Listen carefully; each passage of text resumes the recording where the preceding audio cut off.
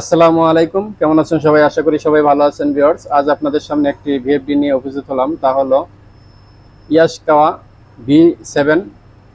তো এই V7টা মূলত কিভাবে ফ্যাক্টরি রিসেট দিতে হয় সেটা জানবো। তো ভিউয়ার্স, আমার ভিএফডি এখন আমি পাওয়ার অন করছি। তো এখানে রিসেট দেওয়ার জন্য যেটা করতে হবে, এখানে ডিসপ্লে যে দেখতে পাচ্ছেন এই ডিএসপিএল, তো এটাকে প্রেস করতে হবে। প্রেস করে এখানে PRGM এখানে আসতে হবে। PRGM এখানে আসছে, এখানে N001।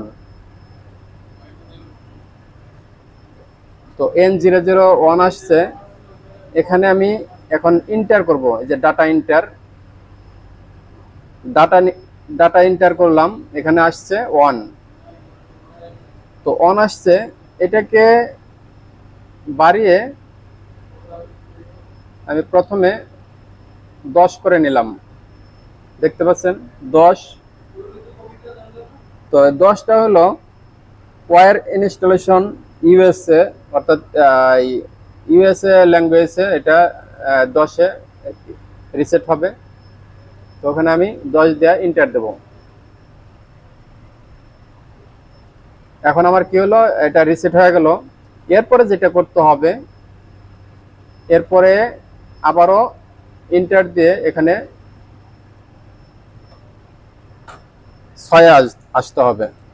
কারণ বিভিন্ন ধরনের যে অ্যালার্মগুলো আসে এগুলোকে আবার ক্লিয়ার করতে হবে, তা না হলে অ্যালার্ম ছেড়ে আসবে এরর 4। তো আপনাদের ইনভার্টারে কখনো যদি দেখেন F004 আসছে, তখন যেটা করবেন, এখানে 10-এ প্রথমে রিসেট দিবেন। 10-এ রিসেট দেওয়ার পরে আবার পুনরায় 6-এ আসবেন। 6-এ আসার পরে আবারও ইন্টার দিবেন। এই যে রিসেট হয়ে গেল। তো এখন কিন্তু F004 যদি অ্যালার্ম এসে থাকে, তাহলে সেই অ্যালার্মটা রিমুভ হয়ে যাবে। জাস্ট এরকম রিসেট দেওয়ার পরে পাওয়ার অফ করে দিবেন এবং পুনরায় পাওয়ার অন করলে দেখবেন অ্যালার্ম নেই। তো ভিউয়ার্স, এই ছিল আজকের ভিডিও। তো আমার ভিডিও যদি ভালো লাগে, আপনার ফ্রেন্ডদের সাথে শেয়ার করবেন এবং লাইক করে কমেন্ট করে জানাবেন ভিডিওটি কেমন হলো। তো আজ এই পর্যন্তই, ভালো থাকবেন। আল্লাহ হাফেজ।